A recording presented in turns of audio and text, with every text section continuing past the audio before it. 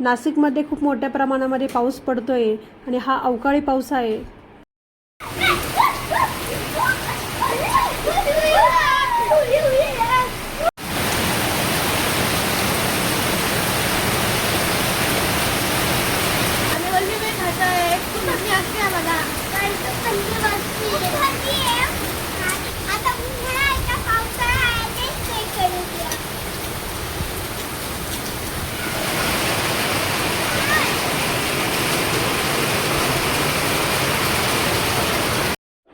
तर हा अवकाळी पाऊस आहे. तर हा पाऊस सगळीकडेच झालेला आहे, पण यामध्ये शेतकऱ्यांचं खूप मोठ्या प्रमाणात नुकसान झालं आहे.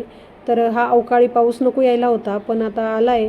आणि यानंतर मी छान गरमागरम पालकपुरी केली, त्यानंतर भाजी केली आणि त्यासोबत दही होतं. मस्त आम्ही जेवणाचा आस्वाद घेतला. तर परत भेटूया अशा छानच्या व्हिडिओसोबत. तोपर्यंत सर्वांनी काळजी घ्या. श्री स्वामी समर्थ.